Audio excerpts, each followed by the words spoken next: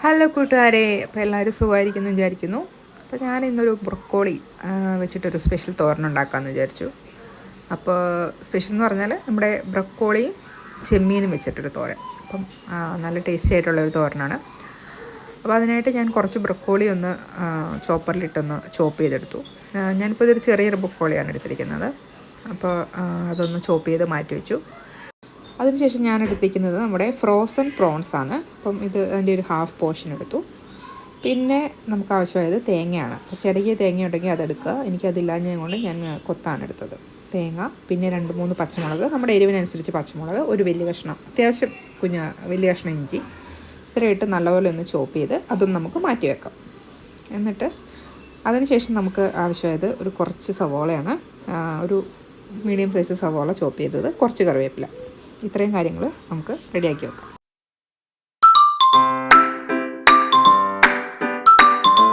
അപ്പോൾ ഞാനൊരു പാൻ അടുപ്പത്ത് വെച്ച് അതിനകത്തേക്ക് ഞാൻ എണ്ണ ഒഴിച്ച് കൊടുത്തിട്ടുണ്ട്. അപ്പം കോക്കനട്ട് ഓയിൽ, സൺഫ്ലവർ ഓയിൽ, എന്തോ ഓയിൽ വേണമെങ്കിലും എടുക്കാം. ഞാനിവിടെ സൺഫ്ലവർ ഓയിലാണ് എടുത്തിരിക്കുന്നത്. അതിനകത്തേക്ക് കുറച്ച് കടുക് ഇട്ട് പൊട്ടിച്ചു. അതിനുശേഷം നമ്മൾ സാധാരണ എല്ലാത്തിനും ചെയ്യുന്ന പോലെ സവോള ഇട്ടൊന്ന് വഴറ്റിയെടുക്കാം.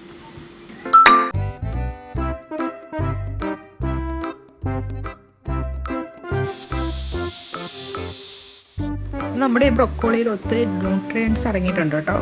വൈറ്റമിൻ സി ഉണ്ട്, കാൽസ്യം, ഫോസ്ഫറസ്, മഗ്നീഷ്യം, അങ്ങനെ ഒത്തിരി മിനറൽസും വൈറ്റമിൻസും ഒക്കെയുള്ള ഒരു നല്ലൊരു വെജിറ്റബിളാണ്. അപ്പം അത് പിള്ളേർക്കൊക്കെ കൊടുക്കാൻ, പിള്ളേർക്കൊക്കെ ഇഷ്ടമാണ്. അപ്പം ഇപ്പോട്ട് വെറുതെ പുഴുങ്ങി കൊടുക്കാനാണെങ്കിലും നല്ലതാണ് കേട്ടോ.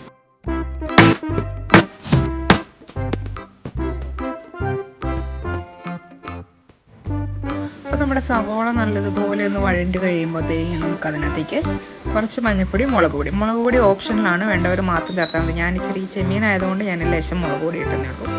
അപ്പോൾ അതൊന്ന് ഇട്ട് വഴറ്റിയതിന് ശേഷം നമുക്ക് അതിനകത്തേക്ക് ബ്രൊക്കോളി, ചോപ്പ് ചെയ്ത് വെച്ചിരിക്കുന്ന ബ്രൊക്കോളി ഇട്ട് കൊടുക്കാം. ബ്രൊക്കോളി ഒന്ന് മസാലയായിട്ടൊന്ന് മിക്സ് ചെയ്ത് കഴിഞ്ഞാൽ ഉടനെ തന്നെ നമുക്ക് ചെമ്മീനും ചോപ്പ് ചെയ്ത് വെച്ചിട്ട് അതിട്ട് കൊടുക്കാം കേട്ടോ. എന്നിട്ട് ആവശ്യത്തിന് ഉപ്പും ഇട്ട് നല്ലതുപോലെ ഒന്ന് തട്ടിപ്പൊത്തി അടച്ചു വെച്ച് ഒന്ന് വേവിച്ചെടുക്കാം.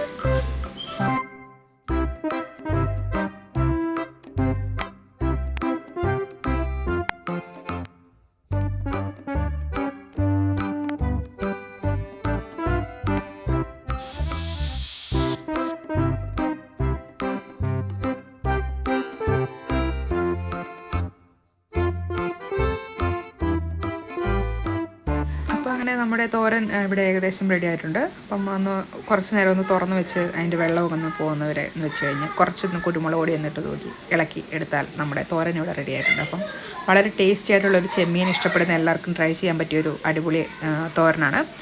അപ്പോൾ എല്ലാവരും ഒന്ന് ട്രൈ ചെയ്ത് നോക്കുക.